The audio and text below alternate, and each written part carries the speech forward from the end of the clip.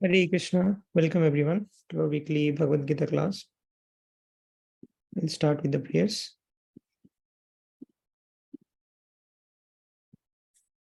Om Ajnanatimidandhasya Jnananjanashalakaya Chakshurunmilitam Yena Tasmai Shri Gurave Namaha. Shri Chaitanya Manovishtam Sthapitam Yena Bhutale Swayam Rupa Kadamahyam Dadati Swapadantikam Vandeham Shri Guru Shri Juta Padakamalam Shri Gurun Vaishnavamscha Shri Rupam Sagrajatam Sahagana Raghunathanvitam Tam Sajivam Sadvaitam Savadhutam Parijana Sahitam Krishna Chaitanya Devam Shri Radha Krishna Padan Sahagana Lalita Shri Vishakhan Vitamscham Namam Vishnu Padaya Krishna Pristhaya Bhutale Srimate Bhakti Vedanta Swami Niti Namine Namaste Saraswate Deve Gauravani Pracharine Nirvishesha Shunyavadi Paschatya Deshatarine Vanchakalpatarubhyascha Kripa Sindhubhya Evacha Patitanam Pavanebhyo Vaishnavebhyo Namo Namaha Namo Mahavadanyaya Krishna Prema Pradayate Krishnaya Krishna Chaitanya Namne Gaurattishe Namaha Panchatattvatmakam Krishnam Bhaktarupa Swarupakam Bhaktavataram Bhaktakyam Namami Bhaktasaktikam He Krishna Karuna Sindho Deenabandho Jagatpate Gopesha Gopika Kanta Radha Kanta Namostute Taptaka Anchana Gaurangi Radhe Vrindavaneshwari Vrishabhanu Sute Devi Pranamami Hari Priyem Nilachala Nivasaya Nityaya Paramatmane Balabhadra Subhadravyam Jagannathaya Te Namaha Jai Shri Krishna Chaitanya Prabhu Nityananda Shri Advaita Gadadhara Shivashadi Gaura Bhakta Vrindam Hare Krishna Krishna Krishna Hare Hare Hare Rama Rama Rama Hare Hare. Hare Krishna. So we are continuing our discussion on Bhagavad Gita. Last time we discussed the third chapter, and at the end of the third chapter, Krishna was explaining that who is our greatest enemy, the lust. Arjuna had a question. So initially in the first chapter, Arjuna had a few arguments for not fighting. He was compassionate towards his relatives. He did not want to kill them because if Arjuna kills them, then even after the victory, he cannot share his enjoyment with his relatives. And he was worried about the sinful reactions by killing these warriors. And also he was concerned about destruction of the dynasty. If these valiant warriors are not there, then the women will be exploited and the progeny, the future generation, will not be very pure, and the Kshatriya spirit in the coming generation will be less. So these are the different concerns or arguments given by Arjuna. So in the second and the third chapter, the Supreme Lord Krishna clarified this by discussing different concepts like Atma Tattva, the analysis of body and soul. We are not this body, we are soul. Then Sakam Karma, that even if you want material enjoyment, you have to execute your dharma, Kshatriya dharma. So by execution of dharma, we get material benefit. Even if we want to excel in our material career, we have to execute the dharma. So that is the second point. And then the third argument of sinful reactions were refuted by the Niskam Karma Yoga or Buddhi Yoga, that you have to do your work, but do it as an offering to Krishna. So then you will be not entitled to the results of your action. You will not be bound by karma. Yagyarthat karmanonyatra lokoyam karma bandhana tadartham karma konteya mukta sanga samachara. If you always work for the satisfaction of Vishnu, then we don't have to take the reactions. And the destruction of the dynasty argument was refuted by Krishna in the third chapter. Yajjad acharati shreshthas tattadeve tarojana sajat pramanam kurute lokas tadanu vartate. So Krishna told Arjuna, see, there are two ways you can work and offer that work to Krishna, like offer that work to me. That is the path of Karma Yoga. And there is another path of Jnana Yoga. In the path of Jnana Yoga, you are renouncing the work itself. But always this path of Karma Yoga is recommended over renouncing the work. Why? So Krishna analyzed two cases. If you are unqualified to perform Jnana Yoga, then you should not perform that. Otherwise, you will be categorized as a mithyachari or pretender. If you are qualified for Jnana Yoga, still you should not perform Jnana Yoga, but you should do Karma Yoga. Because of this, yat jat acharati shreshtas tattad eve tarojana sajat pramanam kurute lokas tadanuvartate. For teaching people in general, even if you are qualified for Jnana Yoga, if you renounce your dharma or your duties, it will not affect you because you have already attained the exalted stage. But by following your example, people in general will also abandon their duties. And then they will have to suffer for that because they are not executing dharma prematurely. So you should not be the cause of that. So therefore, in all conditions, whether you are qualified for Jnana Yoga or not, you should not perform Jnana Yoga and you should do Karma Yoga. Means you should perform your duty and do it as an offering to the Supreme Lord. So this is how all the arguments of Arjuna were defeated by Krishna. Then Arjuna asks a question that what is that force by which we are prone to choose the wrong path, although we know what is right and what is wrong, but there is some unknown force which makes us to choose the wrong path. So here Arjuna after Krishna refuted all these arguments, Arjuna could remember that yes, I also had this knowledge, but in the battlefield I forgot and I was going to do a wrong thing. Krishna protected me. So Arjuna is asking, what is that enemy, what is that force which leads us to take the wrong path, although we know what is right and what is wrong. So then Krishna mentioned this enemy is called lust.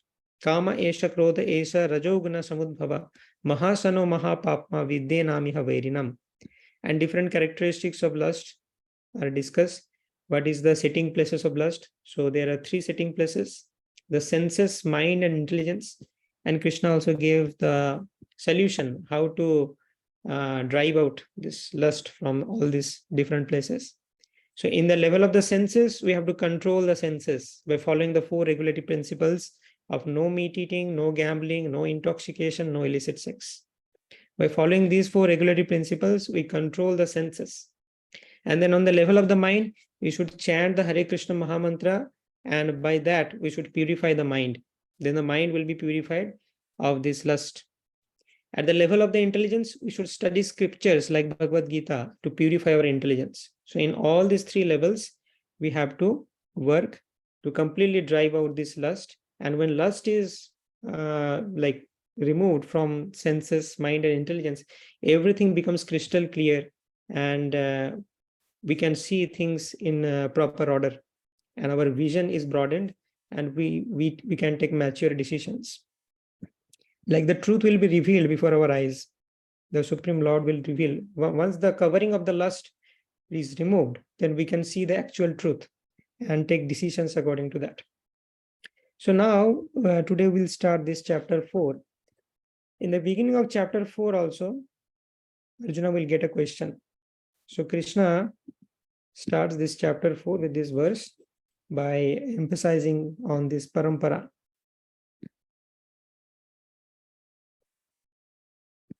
Shri Bhagavan Uvacha Imam Vivashvate Jogam Praktavanaham Avyayam Vivashvan Manave Praha Manurikshvaka Bravit. The personality of Godhead, Lord Sri Krishna said, I instructed this imperishable science of yoga to sun god Vivashvan.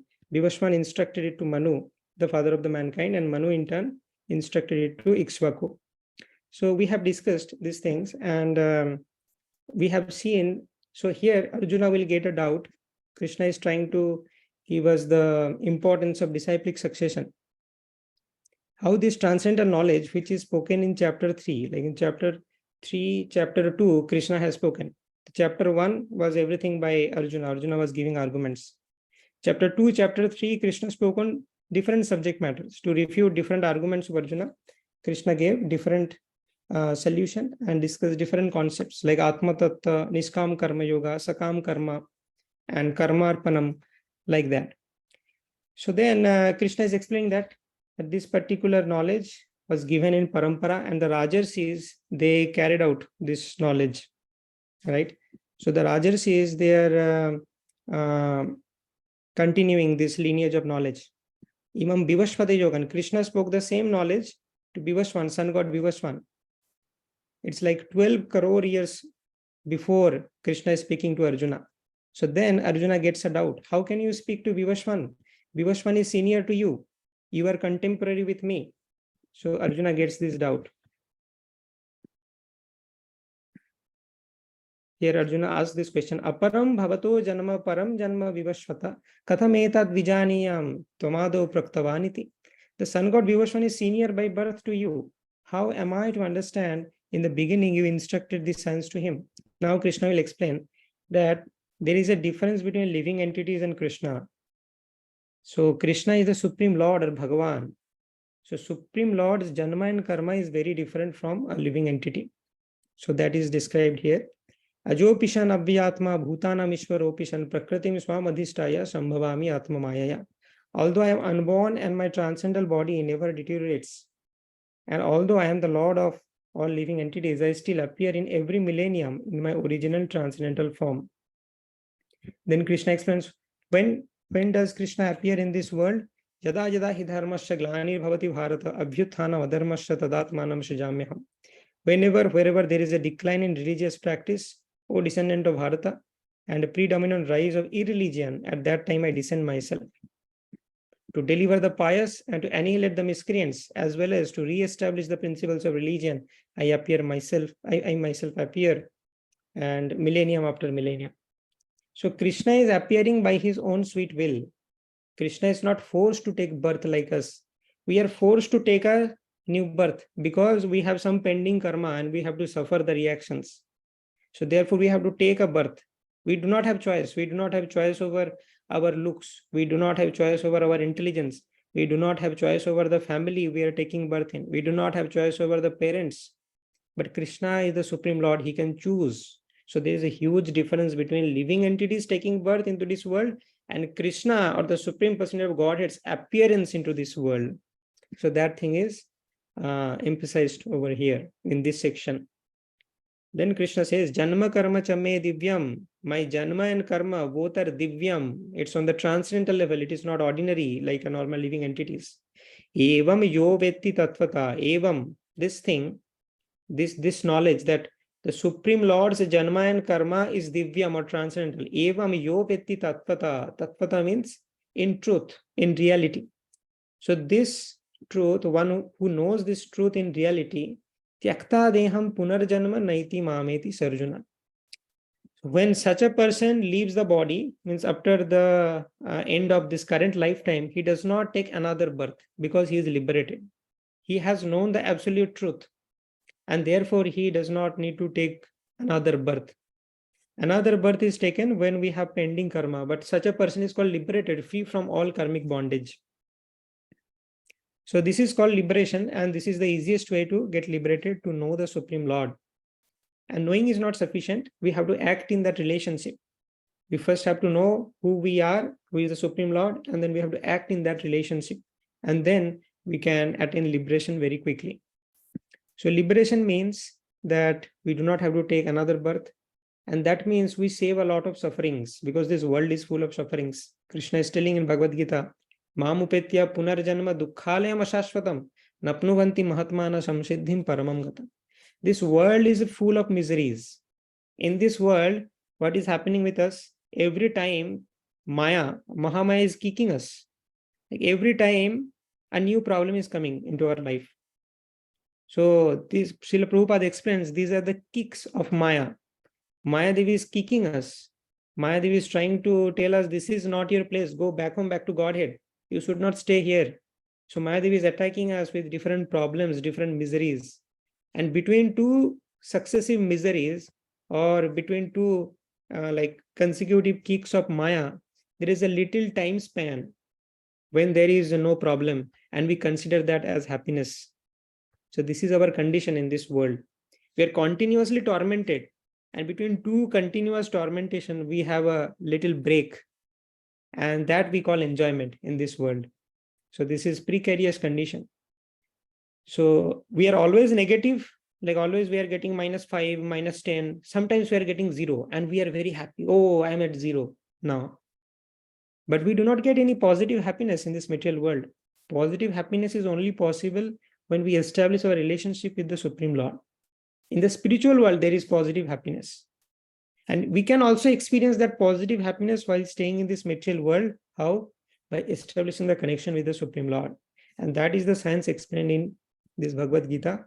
Although this world is full of misery, how can you stay happy? So one of the way is to understand the Supreme Lord in reality. Janma karma chame divyam evam yo vetti tattvata tyakta deham punarjanma naiti mameti Sorjuna. One who knows the transcendental nature of my birth and activities. So this is one of the way to achieve happiness in this world. So let us continue from this point. Krishna keeps on explaining. Vitaragavaya krodha manmaya mamupashritam bahabo jnana tapasa puto madbhabam agatam. Being freed from attachment, fear and anger, being fully absorbed in me and taking refuge in me, many persons in the past became purified by knowledge of me, and thus they all attained transcendental love for me. So now Krishna is giving examples. Krishna has described a process. What is the process? If you know me in truth, janma karma chame divyam evam yo vetti tattvata tyakta deham punarjanma naiti mameti Sorjuna. This is one of the important shlokas in Bhagavad Gita. If you know the transcendental nature of my birth and activities, you don't have to take another birth again. Now Krishna is substantiating that principle with different instances. Like Krishna is telling, in the history, there are many persons, yogis, bhaktas, they have become purified by this knowledge of me, and thus they attain the transcendental love for me. Just like Prahlad Maharaj, Prithu Maharaj, Ambarish Maharaj, Dhruva Maharaj, all the different Mahajanas, Swayambhu, Narada, Shambhu, Kumara, Kapilo, Manu, Prahlad, Janako, Bhishma, Balir, Bhaya, Shakir, Vayam. So there are different Mahajans, personalities who have perfected their life by following this instruction of Bhagavad Gita. And the same instruction is Krishna is repeating to Arjuna. Krishna has already given this before to several personalities. And because Arjuna is non-envious and Krishna's friend, he is a proper recipient of this knowledge of Bhagavad Gita, and Krishna is repeating. So in the chapter 4, we have seen 1 to 4 was Krishna was explaining about the importance of Guru Parampara, and then Arjuna got a question that how can you instruct Vibhashwan? Vibhashwan is by age very superior to you. Then Krishna explained that no, I am eternal. It's not like I am taking birth for the first time. I have instructed Vibhashwan long time back.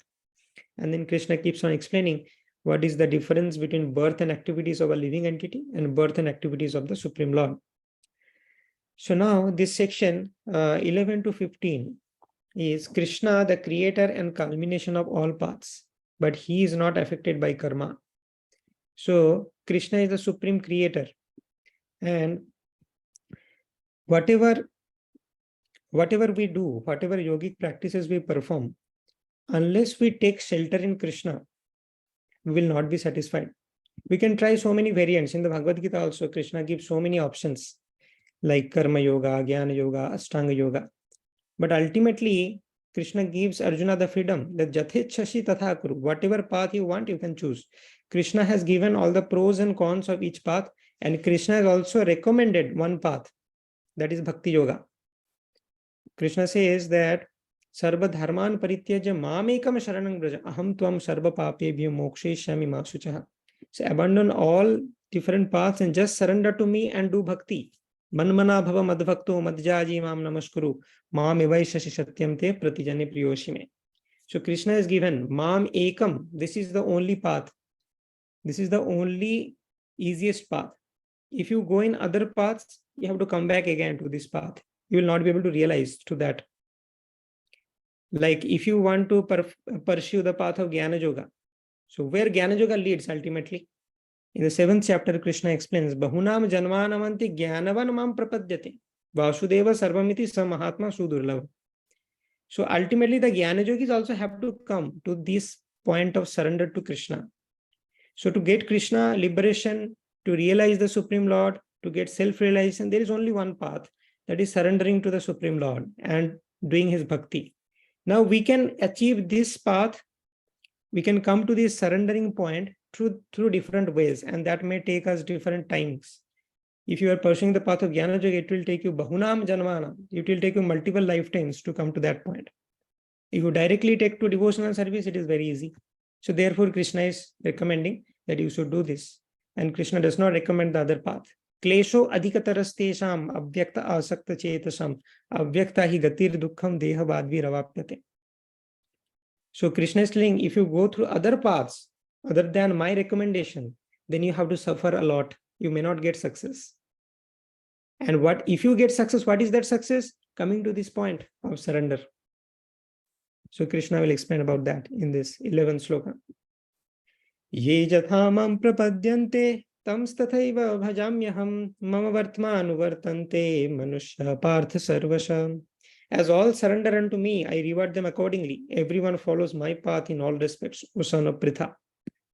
So according to our degree of surrender, Krishna will reveal.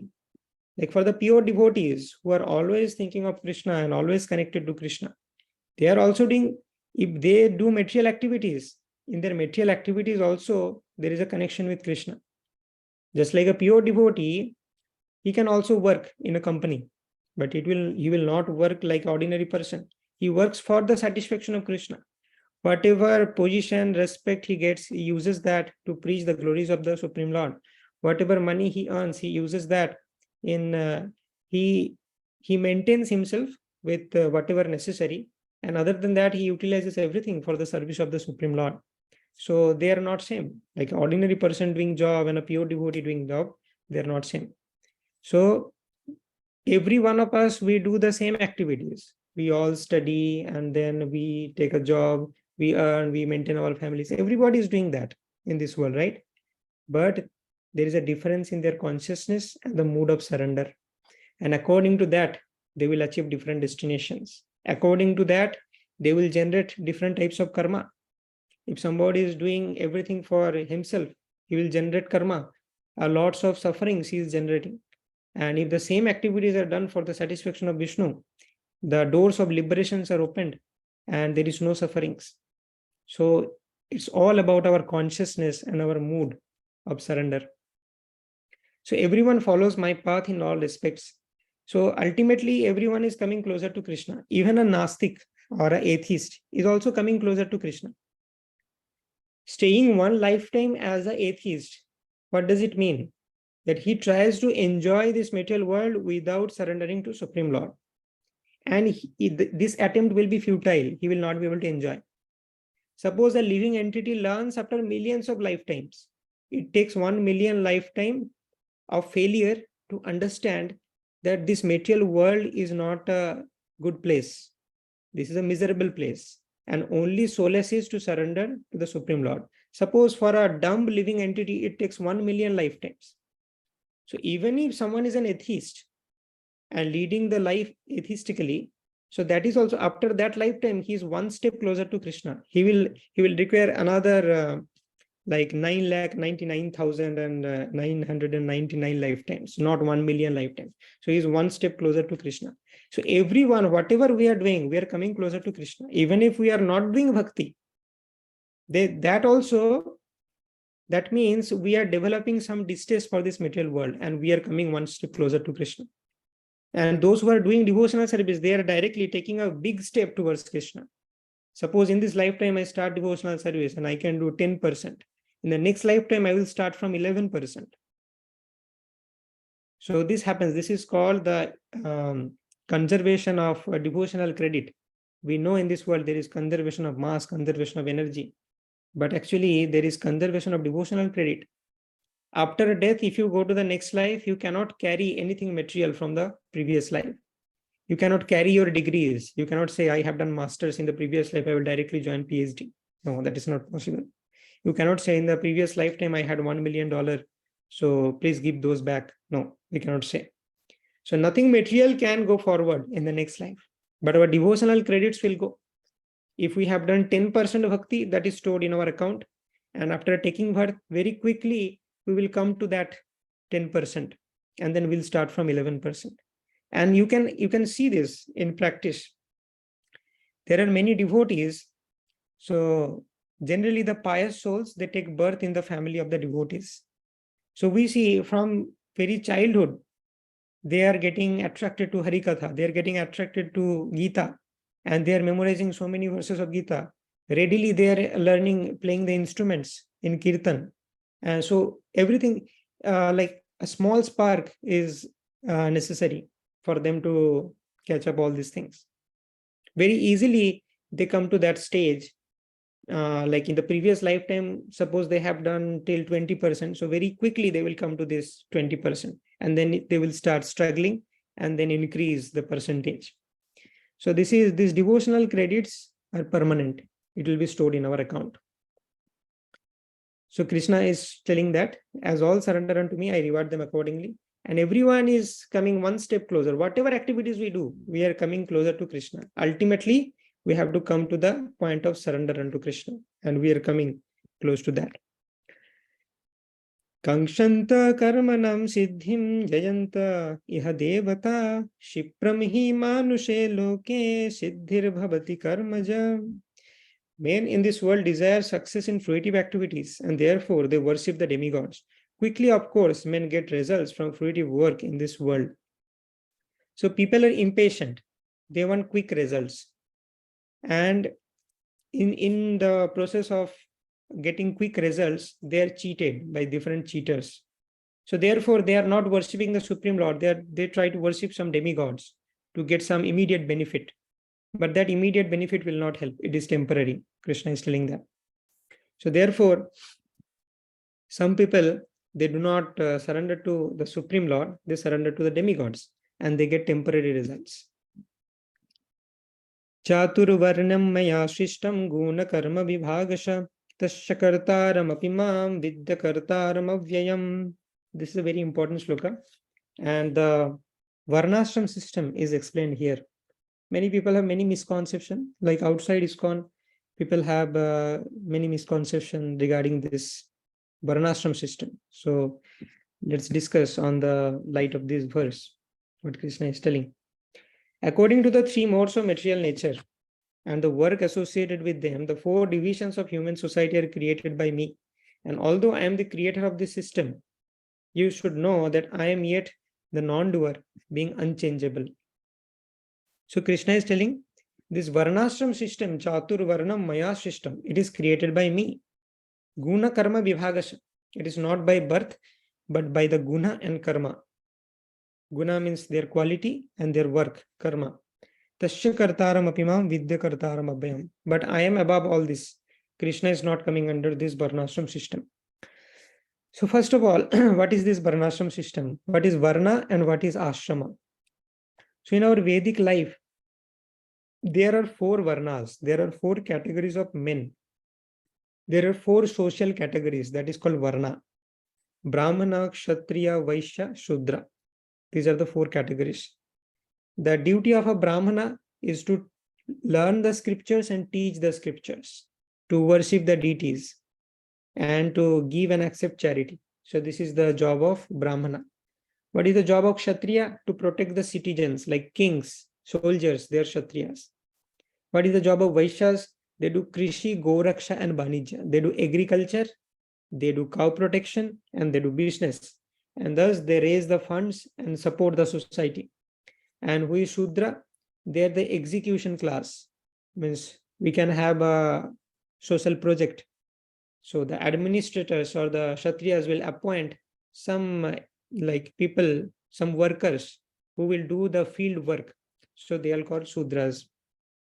So this is the social order. So these are 4 different categories of people in our society, right? So that is the varna. And what is ashram? Ashram means in one person's life, there are 4 phases: brahmacharya, garahastha, brahmaprastha, and sannyas. Initially, everyone is meant to stay as brahmachari. They used to go to Gurukul at the age of 5, and until the age of 25, they used to learn different scriptural knowledge from Guru, from 5 to 25. Then at 25, they could take a decision to continue with the brahmacharya ashram or to take a diversion towards the grihastha ashram. And then if he becomes grihastha, from 25 to 50, they used to execute their grihastha dharma, produce children, give them good teachings, make them Krishna conscious. And then they used to retire at 50. That is called Banaprastha. And then they again want to focus on the Supreme Lord completely. And ultimately at the end, they used to take sannyas. So these are the different phases of life. So now one may question, that this Varnashram system, this is introducing the casteism, like you are Shudra and you are Vaishya, we are Brahmana. So this caste system is coming off due to this Varnashram. So first of all, Varnashram and caste system are very different. The caste system, what we have now, is a distorted version of the Varnashram, which Krishna introduced. Now, if you want to understand Varnashram, this is very, very scientific. In the big corporates, companies, we can see, there also they utilize this system unknowingly. How? See, in a big company, there will be a research and development team who will try to utilize their brain, and they will innovate new technologies. Right? So there is a research and development team who are like the brain of the company. They are giving instructions like how the company can improve, what all new products can come. Right? So they are the scientists, research scientists. And then there is a managerial positions like the CEO, CTO, like that. So the CEO manages everything, managing directors, right? So there is a managing committee, there is a research committee, there is a managing committee.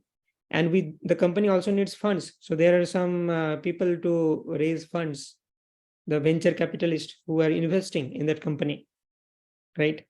And if all of them are present and the workers are not present, the model is ready, given by the research and development team, the management is perfect, and there are funds also, but nobody to work, nobody to do the field work.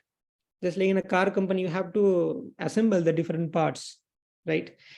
So that is also required. So they have all these 4 classes to sustain a company nicely.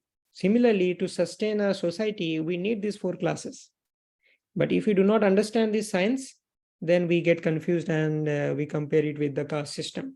So the research and development team in a company is compared to the Brahmanas, who like the PhDs, they have done a lot of study in their field and they are proposing new ideas. So similarly, the Brahmanas, they have studied the Sastras and they are advising the king. Now the Kshatriya is compared to the managers. If some employee is not doing the job correctly, the company has to remove, somebody has to be promoted. All these things are done by the managers to maintain proper discipline in the company. And there, that is called Kshatriya. And the venture capitalists who are investing, that is Vaishya. And the worker class is called Shudra. So this is very, very natural. And this is the Varnashram system. This is very, very scientific and natural. And it's not like by birth, that you have taken birth in a Shudra family and you are untouchable. So this untouchability thing was not there in our Vedic system. It's not by birth. If you have a nature of Kshatriya, whatever Varna you have taken birth, that does not matter. You will be assigned the work of a Kshatriya. There is a verse in Srimad Bhagavatam which confirms this. Jasya al-lakshanam proktam tasya varna vivanjakam jadanyatapi drishyeta tattenaiva vinirdishet. If somebody takes birth in a Shudra family but has a Brahminical nature, he will be considered a Brahmana. So this is also similar to job satisfaction. Suppose you are good at something and you are given completely a different work, then you will struggle. Your whole life will be miserable. So this is called job satisfaction. Some people like to teach, so they take the professor job. Somebody, they do not want to utilize their brain so much, so they like to do routine work, so they take that kind of work. Somebody wants to do business, they want to do so business will be easy for them. But if we place them in a different place, they will not perform and also they will struggle, right? Somebody wants to become a cricketer, they do not have much inclination towards studies, so they should play cricket.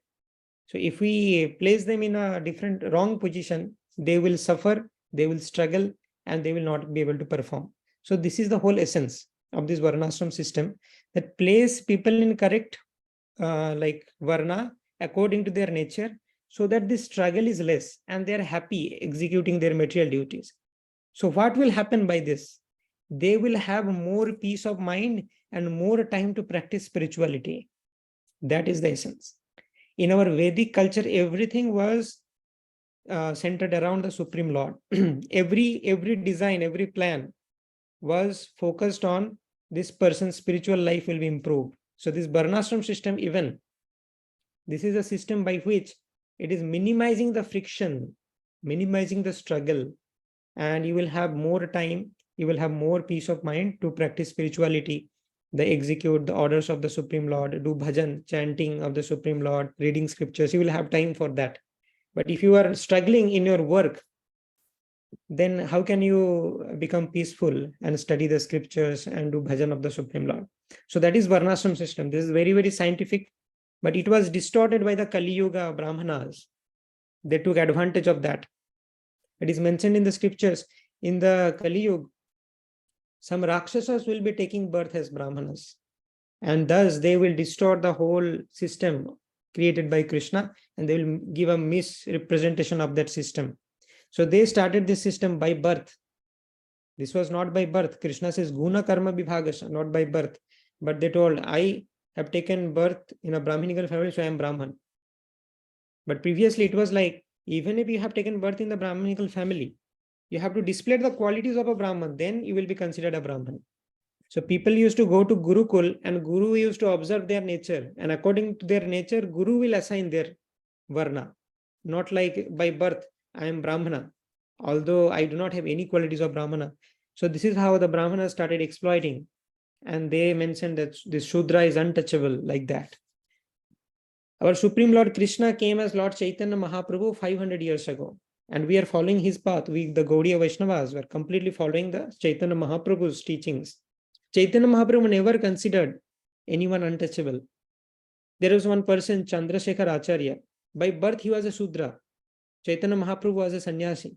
He used to stay in his home, Chandrasekhar Acharya, and associate, discuss Krishna Katha with him. Mahaprabhu gave him the title Acharya.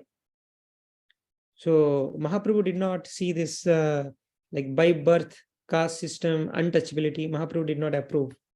Haridas Thakur took birth in a Yavana family, which does not come under Varnashram, even lower than the Shudra. Chaitanya Mahaprabhu gave him the title of Nam Acharya. He used to chant 192 rounds every day, 22 hours of chanting every day. Haridas Thakur used to do. Mahaprabhu gave him the name Namacharya. So Mahaprabhu re-established the philosophy of Krishna because he is Krishna himself. And we are also following the same teaching. So this is all about Varnashram system. And Krishna established a very scientific system that was distorted by Kali Yuga people, some unauthorized people. The next verse, Krishna says, Namam karmani limpanti name karma phale spriham iti mam yo vijanati karma virna savadhyate. There is no work that affects me, nor do I desire for the fruits of action. One who understands this truth about me also does not become entangled in the fruitive reactions of work. So Krishna is continuing explaining about the difference between a normal living entity and and the Supreme Lord. Krishna and Jiva, they are different. So Krishna is telling, there is no work that affects me. If we do some work for ourselves, immediately we are bound by karma. But no work can bound Krishna. The law of karma does not act on Krishna. So therefore Krishna is telling, there is no work that affects me, nor do I aspire for the fruits of action. One who understands this truth about me does not become entangled in the fruitive reactions. So previously Krishna said that you have to understand my birth and activities are transcendental. And another point is the law of karma cannot act on Krishna. Sometimes people cite these examples that when the boys of Yadukula, like Yadu dynasty, some boys, they offended some sages like Durvasha. And Durvasha Muni gave a curse that the whole Yadu dynasty will be destroyed. And we see that in the disappearance Leela of Krishna, Krishna is also dying by one hunter shooting an arrow to Krishna's feet, and Krishna then leaves this world. So sometimes people associate that as Ramachandra, he killed Vali, and therefore the law of karma is acting, and the same Vali came as Jara and killed Krishna. No, this is not the case. Law of karma cannot act on Krishna. So this is Krishna's Leela, that he performed the disappearance in a mystical way. So first of all, Krishna is respecting the curse of his devotee. Sometimes Krishna breaks his own promise, but keeps the promise of his devotee. The Brahmanas and Vaishnavas, their promise Krishna keeps. Like in Bhagavad Gita also we can see, Vishwadev took a pratigya, like Vishwadev took a vow that tomorrow I will kill either Arjun or Krishna has to break his vow of not lifting any weapon. So Krishna before the Mahabharata war took a vow that I will not take any weapon. But when Vishwadev took this vow that I will kill Arjuna, otherwise Krishna has to take the weapon. So then Krishna, when Vishwadeva was attacking Arjuna like anything, Krishna broke his promise. He was ready to attack Vishwadev with a chariot wheel, which is an astra, weapon. So then Vishwadev offered prayers that, oh Lord, you are so great that you are ready to break your own promise and you are ready to get defamed in this world just to keep my promise.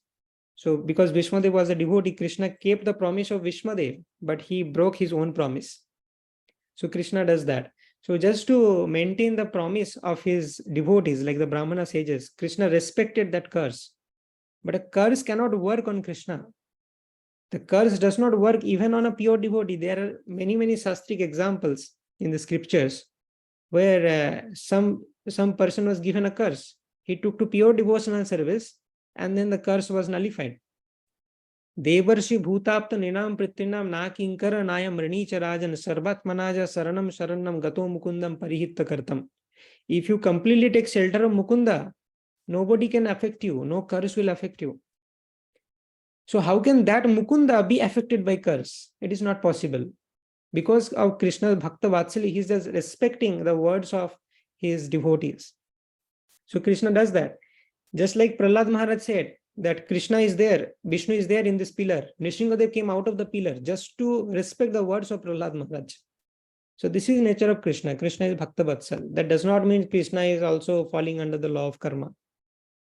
And there is another reason. Krishna is here doing Asur Mohan Lila. So that the atheistic persons, they understand, oh, Krishna is also an ordinary person. This is called Asur Mohan Lila, to delude the atheists. Why Krishna does that? So Krishna gives everyone free will or the independence. Krishna has given the independence for someone to remain atheist. Suppose there is only proof of existence of God and there is no proof of for the atheist.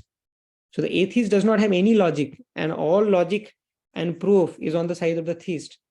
Then the atheist will be forced to become a theist, right? But that is completely against the principle of this material world. This material world was created because a living entity wanted to enjoy separately from Krishna. He wanted to forget Krishna. So Krishna created this material world and allowed the living entity, okay, you can go to the material world and you enjoy without me. So if someone in this material world wants to stay as atheist, there has to be some logics. So therefore we see the atheist people also have some logic. And Krishna has kept those logics. Krishna has not nullified those logics. Otherwise, how they will convince themselves to remain as atheist? Otherwise, they will be forced to become a theist. So they are not able to execute their free will. So just because, like, if I want to stay as atheist, I will have logic. If I want to stay as theist, I will have logic. So Krishna has given all kinds of logic so that we can choose our own free will and according to that we can stay. So this is one of the instances where Krishna gives a logic for the atheist. Let's see, I am also a normal living entity. I just died by a simple arrow. But in the Mahabharata, there were so many arrows which pierced Krishna's body also. Nothing happened. Krishna's body is transcendental, Satchidananda. It is not made up of blood and muscles, not like that. Krishna's body is Satchidananda. But Krishna is doing Asur Mohan Lila, giving some proofs or arguments for the atheist to remain atheist. Otherwise, where they will go? They will be forced to become theist. So Krishna does not force anyone. He wants that everybody should understand that if you do not surrender unto me, you will suffer. They should understand this without force. It may take them millions of lifetimes to understand, but Krishna will not force, because forcing never works. If Krishna forces, then the living entity will think maybe Krishna does not want good for me, therefore he is forcing. Krishna must have some motive, therefore he is forcing. Therefore, Krishna has given the free will. Oh, you want to forget me? Try it. Try it for millions of lifetimes. Then the living entity realizes that forgetting Krishna, I am miserable. I must surrender unto Krishna. Then he surrenders. So Krishna has given the free will to everyone. But Krishna is not under the law of karma. We have to understand that. So we'll complete this section today up to verse 15. Evam yatpa kritam karma purverapi mumukshuvim kuru karmaiva tasmatvam purve purvataram kritam. All the liberated souls in ancient times acted with this understanding of my transcendental nature. Therefore, you should perform your duty following in their footsteps. So Krishna is again giving the example of the previous souls, liberated souls, Mahajans, that they had this understanding about me. So Krishna gave two understandings, that Krishna's birth and activities are very different from a living entity. This is the first one. And the second one is Krishna is not under the law of karma. And all the liberated souls in ancient times, they had this understanding of my transcendental nature, and therefore they are liberated. Because they have the understanding of my transcendental nature, therefore they are called liberated souls. And Arjuna, you should also have this understanding, and with this understanding you have to work. So that is called Jnana Yoga, the actual Jnana Yoga, the epitome of Jnana Yoga. Preliminary Jnana Yoga is renouncing the activities. That is preliminary Jnana Yoga. But once my Jnana becomes mature, we understand Vasudeva is everything, and then I work for Vasudeva. That is the application of Jnana, which is Bhakti. Once we know that Krishna is everything and I should work for Krishna, that is nothing but Bhakti. So culmination of Jnana is also Bhakti. Culmination of karma is also Bhakti. So all paths are merging to this Bhakti, and this Bhakti leads to the Supreme Lord. It's not like we can invent our own ways and I can reach God. No, there is only one way, Bhakti. And you can come to this point by roaming around different places, different paths. You have to come to this point of Bhakti. Intelligent persons directly come, and non-intelligent persons, they take millions of lifetimes to come to this understanding. So that's the difference. So thank you all very much for patiently attending this session. So we'll continue from this point in the next class. Is there any questions?